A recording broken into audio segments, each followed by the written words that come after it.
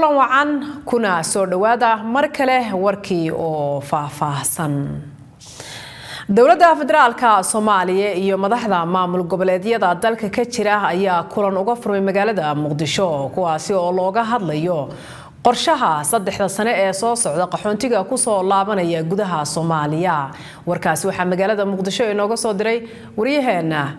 Ibrahim Xaaji Yuusuf. shirkan oo socon doono muddo 2 maalin ah waxa looga hadlayaa xal u helidda qaxootiga ku soo noqonaya dalka waxaana ka qayb galaya madax ka socota dowlad goboleedyada hay'adda qaxootiga barakacayaasha qaranka iyo dowladda dhexe. Gudoomiyaha hay'adda qaxootiga barakacayaasha qaranka Axmed Daahir Cabdikariin Nuur waxa uu sheegay in sanadadii la soo dhaafay ee dalka ku soo noqonayeen muwaadiniin qaxooti ku ah meel ka baxsan Soomaaliya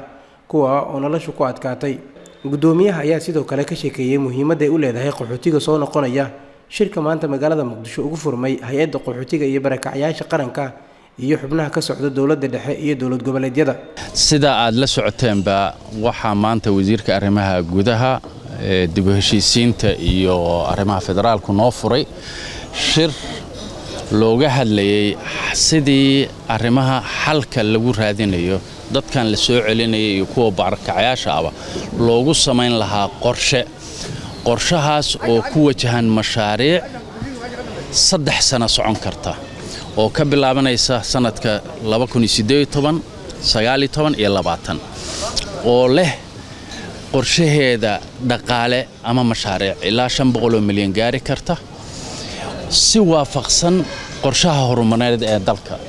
waxa la yiraahdo ama National Development Plan waxayna sidoo kale ku xirantaa qorshahan qaab igad ay hawl u waday oo aan qayb ka ahayn oo ka soo aasaasmay Nairobi Declaration sanadkii 2016 March maruu madaxweynuhu tagay iyo barnaamijka hore 2016 adduunku uu ku go'aansaday waxa la yiraahdo CRRF oo Refugee Response Refugee Framework marka qodobadaas heer caalami ah heer goboleed ah iyo heer Soomaaliyeed ah waxa la rabaa dal kasta inuu la yimaado qorshihiisa oo mashruuceed iyo dhaqaale si marka arinta loo sameeyo waxaan gelinay wada tashi dhammaan hay'adaha ku shaqada leh maamul goboleedyada iyo gobolka Banaadir ayaa loo wacay wasiirka arrimaha gudaha wasiir ku-xigeenka arrimaha gudaha Puntland komishinarada refugeeska IDPska ee Jubaland Puntland Hirshabelle Iswa iyo gobolka Banaadir sarkaalka socday iyo hay'adaha dawladeed ee line ministeriga waxa la yiraahdo oo wasaaradda shaqada ku leh oo qaarkood nala joogeen intaas farsamo ahaan ayay maanta u tashanaysay marka ay tashigaan labada bari dhameeyana waxa la aadi doonaa gobolada si wada hadal iyo tala qaadasho dhaba marka la sameeyo marka la sameeyana dib waxa loogu soo celin doonaa Council of Ministers ama golaha wasiiradu si ay xukuumaddu